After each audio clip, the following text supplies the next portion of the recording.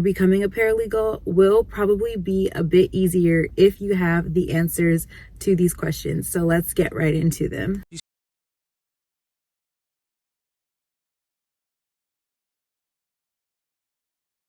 Guys, welcome back to my channel. If you guys are new here, my name is Crystal and welcome to my channel. As you guys can see by today's title, today is going to be another paralegal video. It's been a little challenging for me to record my paralegal videos because, for one, the sun sets so early now. Now I started recording my paralegal videos in the car and I wanted to continue to do that, but it's a little bit of a challenge because by the time I'm off work, the sun's down or it's raining. Did not rain today, but it is super cloudy, so I'm so sorry if like the lighting is off or the settings are just weird on this video. Please just ignore the lighting. So with that being said, let's go ahead and jump right into today's video. So as you guys can see by the title, today's video is just going to be some tips or some questions that I think you should all ask yourself if you are thinking about becoming a paralegal or if you're thinking about entering into the legal field. Also, if you do ask yourself these questions and you don't have the answer, my suggestion is finding the answer to these questions before starting your legal journey. So the first question is, what area of law are you looking to practice in? So I've said this on my channel plenty of times before, but there are so many areas of law, as I'm sure you guys are already aware of. And each area of law is extremely different from the other. Criminal law is different from tort law, which is then different from entertainment law, which is also different, extremely different than lemon law. And lemon law is very much so different from family law. Those are just some of the different types of practice areas in the law that I've thrown out there.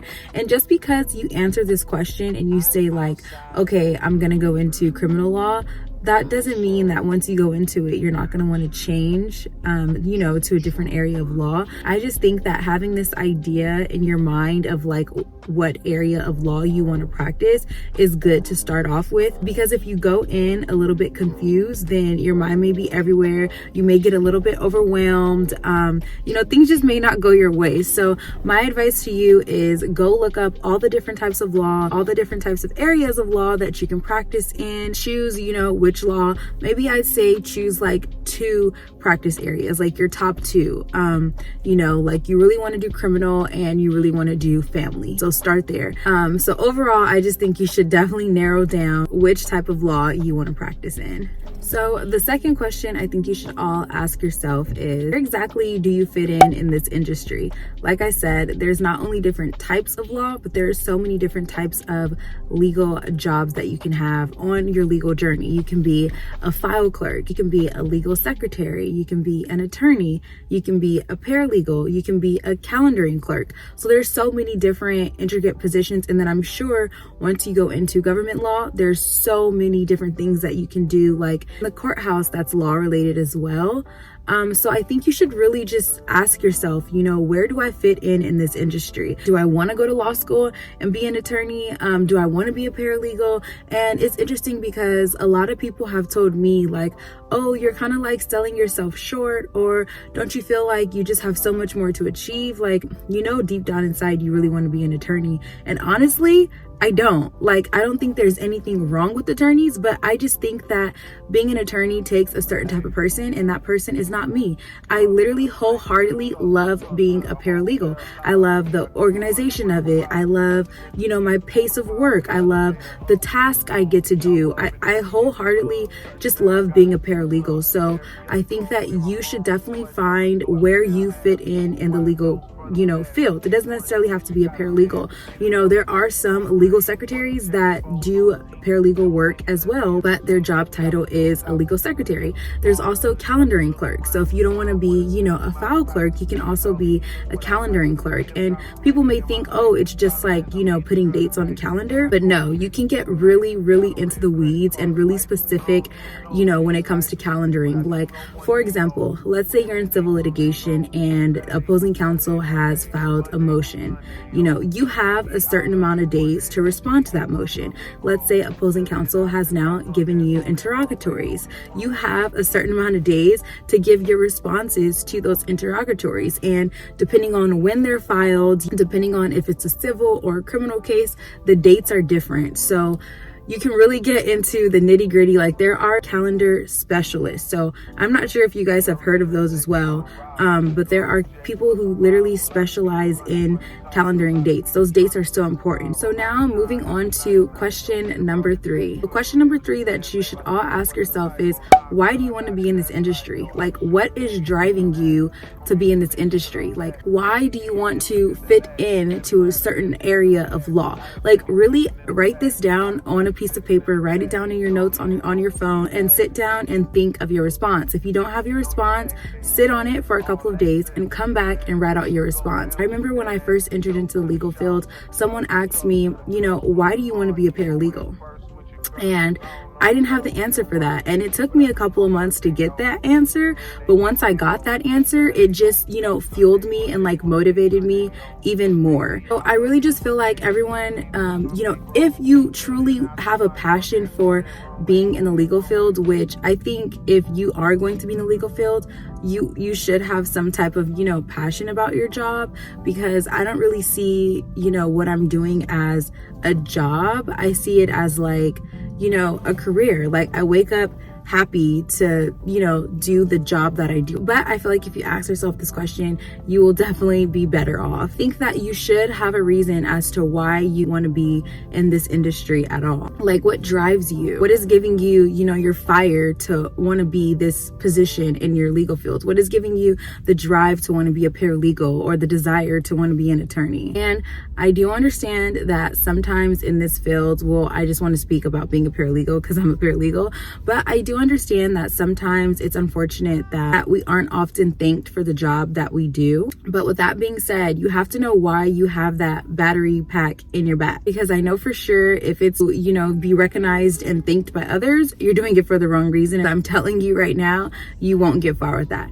Don't get me wrong, the job that I do have, I am thanked, but I have worked at jobs where, it was just like, it's expected of you. And yeah, it is expected of you because at the end of the day, it is your job. But that's also why I said, how to figure out what's driving you to do that job. It lead you to, be exceedingly exceptional and well if you have pointed out your drive and your ambition and why your passion is to become a paralegal or be in the legal field. So moving on to question number 4. So the 4th question I think you should all ask yourself is, what can you be doing right now to help jumpstart your career as a paralegal or your career in the legal profession? Like, what is it that you could possibly be doing right now in this moment? Is it going on YouTube and watching a lot of videos about paralegals and what it takes to become a paralegal and enter into the legal field? Is it that you're getting an entry-level position into the legal field, at a law firm? You're not necessarily, that paralegal or that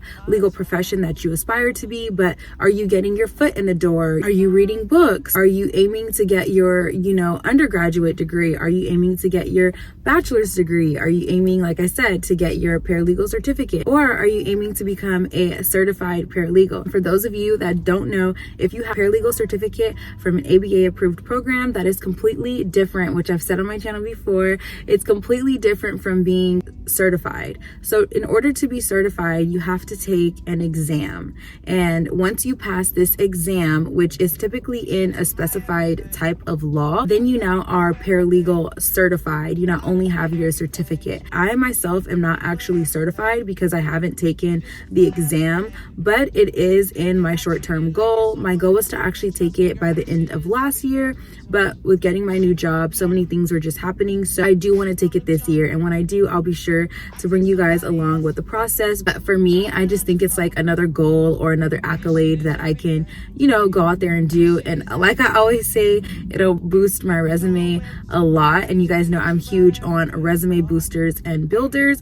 I kind of went off on a tangent there. But yeah, what are you doing right now in your life to just help you launch your paralegal career? Are you, gathering information on a few ABA accredited paralegal schools? Are you going to information sessions like UCLA holds to get information about paralegal schools? What are you basically doing right now to lay the groundwork and the foundation to launch your paralegal career? So that is the 4th question you guys should ask yourself. So question number 5 that I think you should all ask yourselves is, what do you think your strengths strengths and weaknesses would be in this field? And I think that this question is extremely important because it kind of goes along with what are you doing to prepare yourself to go into your legal career, because you can be preparing yourself by, figuring out what your strengths and your weaknesses would be in this field. If you do find some strengths, write them down and use those strengths on your resume. If you do see that you have some weaknesses, turn those into strengths. If you think that, using any type of like Microsoft program, whether it be Word, PowerPoint, Excel, anything, if you find yourself, not being as proficient in those, go take courses. I've said this so many times, go take courses. Paralegals redact a lot. And actually a lot of people don't know how to redact. Guess what? Adobe offers, if the course isn't free, I think it's like $6.99 because I've taken the course before. Or if you're in an entry-level position in the legal field already, you can probably even ask your company if they'd be willing to pay for a program. Or if you are in the field and your company has programs that you don't know how to use, throw yourself out there. That is your weakness. It's okay to have weaknesses, but it's up to you to flip those weaknesses into strengths. I was really bad at using Adobe Acrobat. Now I can literally, maneuver around Adobe with my eyes closed. I know where all the, buttons to put, I know where everything is now, just because, I knew that was a weakness of mine and I knew that that was going to be needed in this career. So I really think that you guys should, find what your strengths and your weaknesses are, whether that be working on your research skills, your writing skills, your analytical skills, your billable skills. You can practice doing billables. There's also, what I used to do a lot is I didn't type as fast as I wanted to, as efficient as I wanted to. So there's actually this typing program that you can take and it gives you, and it's free. Actually link it down below in the description, but this course is free and I would do this when I would have downtime, and it basically feeds you a prompt, like a little story, and it times you and you have to write exactly what you're looking at.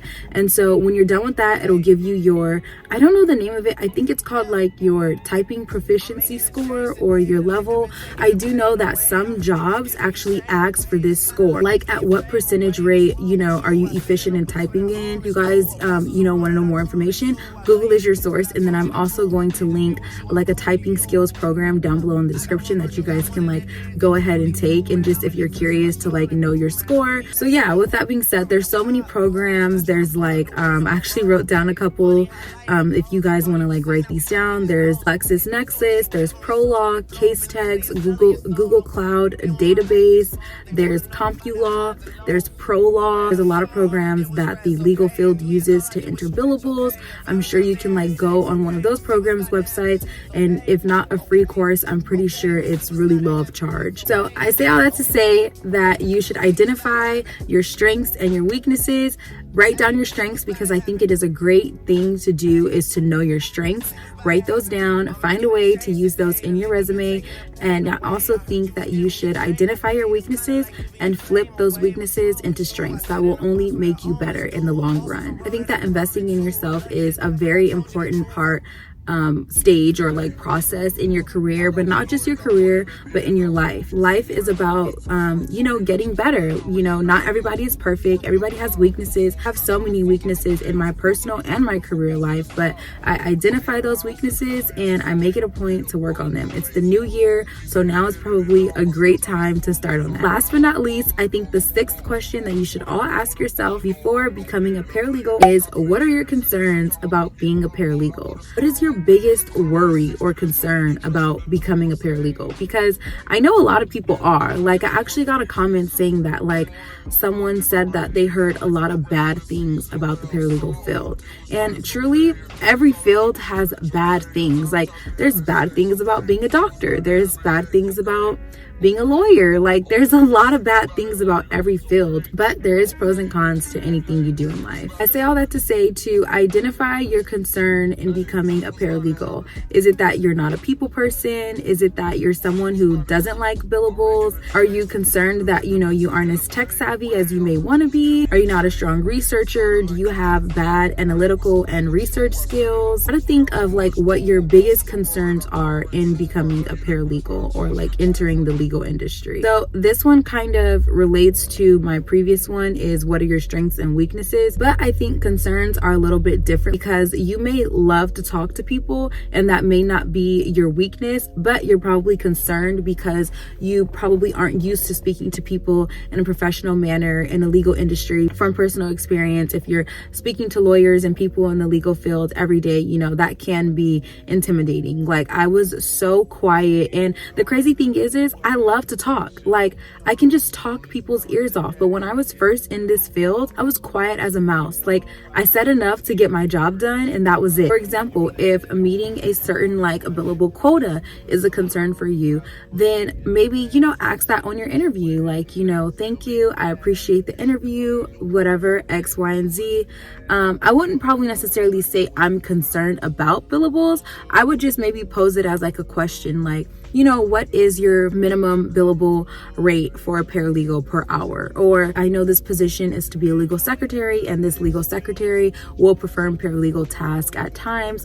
Will those tasks be billable tasks? Will I need to, insert billables? That's just like an example of what your concern may be. But I really think that you should write down just what your concerns will be in the area. And once you've written down all 6 of these questions, and you've asked yourself these questions, and you've answered these questions, I think that you are on the right path to becoming a paralegal and starting your journey as a legal profession. So that's going to be it for me today, guys. I hope you enjoyed this little video of 6 questions that I think you should ask and answer for yourself. Thank you all again for coming back to another paralegal video. Also, please leave down in the comments some more ideas for paralegal videos that you guys want to see. Always leave your questions, because I always either answer your questions in the comments or I save it for my next paralegal Q&A. Also, please do not forget to subscribe to my channel and turn on your post notifications so that you guys are notified the moment I post a video. Thanks again for your love and support, and I'll catch you guys in my next video. Bye.